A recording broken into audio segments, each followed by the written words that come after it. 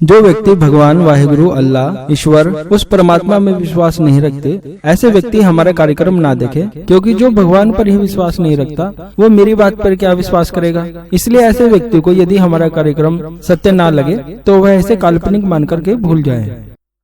आज का विषय सरस्वती देवी पर आधारित है और हम जानते हैं कि माँ सरस्वती को ज्ञान की देवी कहा गया है, परंतु यह आपको जानकर आश्चर्य होगा कि सरस्वती देवी के भी कई रूप हैं और हम जिस स्वरूप की यहाँ पर बात करेंगे, जिस यंत्र की हम बात करेंगे, वह अपने आप में ही ज्ञान को प्रदान करने वाला यंत्र माना गया है और माँ सरस्वती की कृपा से विभिन्न प्रकार की ज्ञान की प्राप्ति साधक को होती है। चूँकि यदि किसी व्यक्ति की संतान हो और वह मंद बुद्धि हो या इस प्रकार के जो बच्चे होते हैं कि जिनको बहुत पढ़ाने पर भी कुछ याद ना होता हो, और सबसे बड़ी बात तो यह होती है कि बच्चा पढ़ाई भी बहुत ज्यादा कर रहा है परंतु उसे कुछ याद ही ना हो पा रहा हो, कुछ समझ में ही ना आता हो और उसका मन पढ़ाई में ही ना लगता हो, तो ऐसी परिस्थिति में हमें माँ सरस्वती की आराधना उपासना करनी चाहिए, जिससे कि हमें और हमारे बच्चों को ज्ञान की प्राप्ति हो। और देखा गया है माँ सरस्वती की आराधना करने से, उनका पूजन करने से, उनकी साधना करने से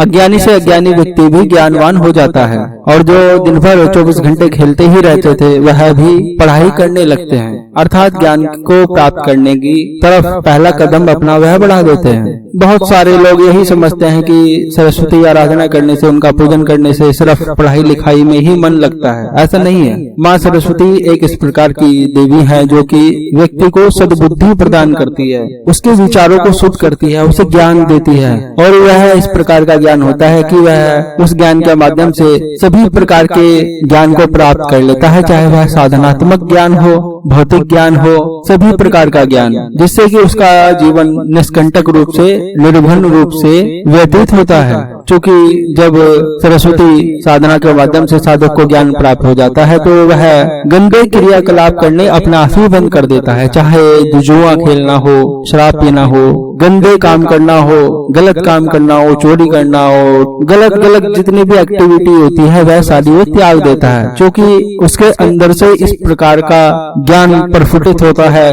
कि वह बुराइयों से उसे बचाता है और अच्छाइयों की ओर ले जाता है। ऐसे मनुष्य का मन मस्तिष्क से पूर्णतः चेंज हो जाता है और वह अच्छी राह की ओर अग्रसर होता है। हमारे समस्त ऋषि मुनियों ने, गुरुओं ने ग्रंथों में साफ साफ कहा है कि यदि कोई भी व्यक्ति बुरी संगत में पड़ गया हो, चाहे वह बच्चा हो, आदमी हो, कोई भी हो सकता है, स्त्री हो, पुरुष हो, कोई भी, तो निश्चित रूप से उसे माँ सरस्वती का पूजन करना चाहिए, उनकी साधना करनी चाहिए या माँ सरस्वती देवी का यंत्र धारण करना चाहिए। तो कुल मिलाकर के कहा जाए कि यदि ज्ञान को प्राप्त करना है, उच्च शिक्षा को प्राप्त करना है, अच्छी पढ़ाई करना है, समाज में कुछ अच्छा बनना है, तो उसके लिए मेहनत तो करनी ही होती है और साथ ही साथ हमें लक भी चाहिए होता है, भाग्य भी चाहिए होता है, जो कि हमें वह विधाता ही देता है, वह देवीय शक्तियां ही देती हैं, जिसके माध्यम से हम सभी मनुष्यों में सर्वश्रेष्ठ बन जाते हैं और हमारा भाग्य, हमारी किस्मत दिन प्रतिदिन चमकने लगती है। और आज हम जिस यंत्र के विषय में यहाँ पर बात कर रहे हैं वह है माँ सरस्वती का यंत्र। यह यंत्र अपने आप में ही दिव्यतम और सबसे अच्छा यंत्र माना गया है, क्योंकि यह यंत्र भोजपत्र पर विशेष मुहूर्त में विशेष प्रकार की स्याही से बनाया जाता है और जो इसकी लेखनी होती है वह भी एक विशेष प्रकार के वृक्ष की टहनी होती है, क्योंकि इस यंत्र को बनाने में बहुत कठिन कार्य लगता है और साथ ही साथ माँ सरस्वती देवी के मंत्र का निरंतर जप होना चाहिए यंत्र का निर्माण होते समय। और इस यंत्र को स्फटिक के मनकों के साथ में गले में धारण किया जाता है और इस यंत्र को जो भी व्यक्ति धारण करता है, पहनता है, चाहे वह बच्चा हो या कोई भी, उसे महसूस होता है कि उसका आभा मंडल एक पॉजिटिव ऊर्जा से भर गया है, सात्विक ऊर्जा से भर गया है, एक उमंग, एक उत्साह उसके जीवन में आने लगती है, पढ़ाई की और उसका दिमाग अपने आप ही होने लगता है, ज्ञान को प्राप्त करने की और उसका दिमाग अपने आप ही होने लगता है। आपने बहुत सारे बच्चे देखे होंगे कि वह बाल्यावस्था में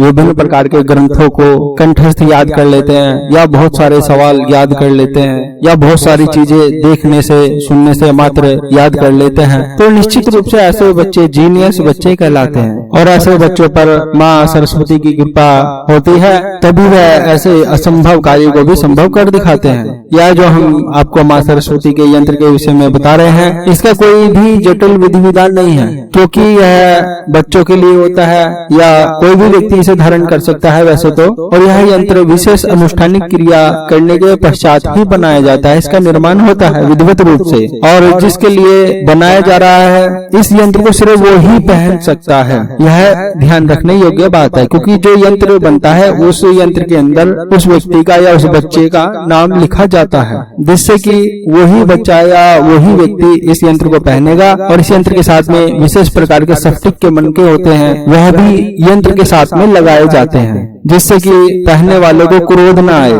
क्योंकि बहुत सारे बच्चे आदमी इस प्रकार के होते हैं, वो हर समय लड़ाई झगड़ा ही करते रहते हैं। लेकिन इस यंत्र को और स्फटिक के मनकों को जब वह धारण करते हैं, तो इसे पहनने से क्रोध धीरे धीरे समाप्त होने लगता है। अब इस यंत्र को प्राप्त करने के पश्चात किसी भी बुधवार या शुक्रवार या रविवार के दिन आप इसका पंचोपचार से सामान्य रूप से पूजन कर सकते हैं। पूजन करने के पश्चात वह व्यक्ति या बच्चा इस यंत्र को अपने गले में धारण कर ले। और इस साधना सामग्री के साथ में हम एक मंत्र भी लिख करके आपको भेजेंगे। उस मंत्र का आपको 11 बार, 21 बार, 51 बार या 108 बार जप करना है। वह जप आपको एक गिलास में पानी ले लेना है या एक कटोरी में आप पानी ले लीजिए। उस पानी को देख करके आप मंत्र का जाप करिए और लास्ट में उस पानी के ऊपर फूंक मार दीजिए। और उस पानी को जिस व्यक्ति ने या जिस बच्चे ने यंत्र पहना है उसे पीने के लिए दे दीजिए। यदि आपके पास में समय है तो यह प्रक्रिया मंत्र वाली, पानी वाली आपको प्रतिदिन करनी चाहिए, नहीं तो 7 दिन में 2 बार करनी चाहिए या फिर 7 दिन में 1 बार। और यदि समय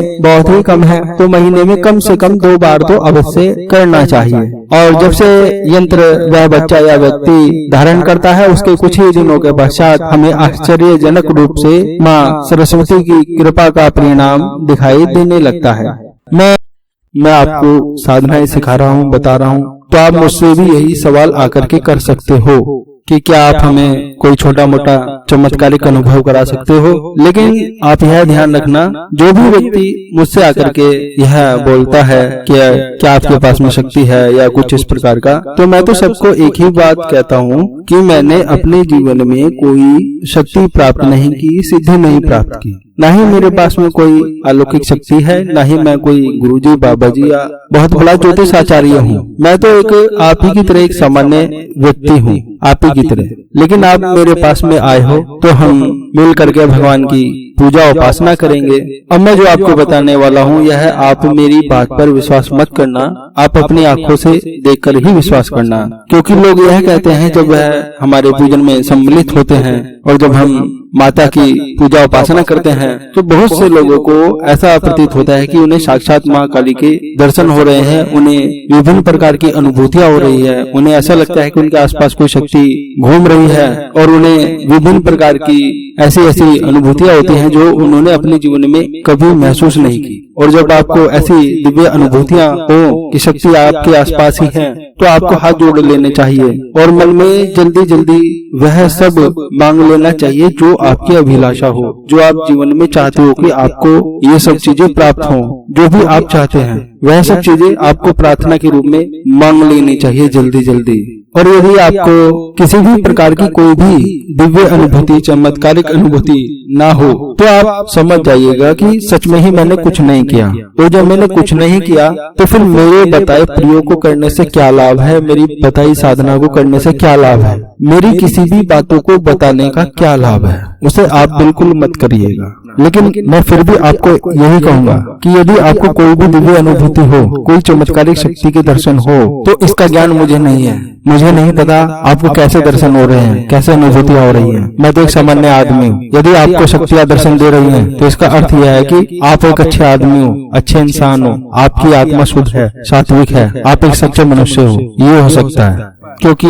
जब गुरु परंपरा के अंतर्गत व्यक्ति साधना को सीखता है तो उसके पूज्य गुरुदेव उसे यही निर्देश देते हैं कि आपको कभी भी अपने मुख से यह नहीं बोलना है कि आपके पास में शक्ति है, सिद्धि है, आपने उच्च कोटि की शक्तियां प्राप्त की है। ऐसा कभी नहीं बोलना चाहिए। इससे अहंकार का भाव उत्पन्न होता है और उसी से ही पतन हो जाता है। और आपको मालूम है अहंकार तो रावण का भी नहीं रहा, तो हम तो कुछ है भी नहीं अभी। मुझे आप ही के जितना ज्ञान है उससे ज्यादा ज्ञान मुझे नहीं है। अब आपकी मर्जी है, आप किसी भी कार्यक्रम में आना चाहे आए, यदि मुझसे मिलना चाहे मिले, नहीं आना चाहे तब भी ठीक है, आएंगे तो तब भी ठीक है। मैं बहुत से कार्यक्रम में यही कहता हूं कि आप लोग जो भी पूछना चाहते हैं, कहना चाहते हैं, उसके लिए आप व्हाट्सएप पर मैसेज कीजिए। यदि आप मैसेज नहीं लिख सकते तो आप बोल बोलकर वॉइस मैसेज भी भेज सकते हैं, लेकिन आप कृपया कर कॉल मत करें, क्योंकि बहुत से लोग हैं बार बार फोन करते रहते हैं। तो मेरा उनसे आग्रह है वह ऐसा मत करें, बार बार कॉल मत करें। आपको जो भी कहना है वह आप मैसेज के माध्यम से व्हाट्सएप पर अपना मैसेज भेजिए।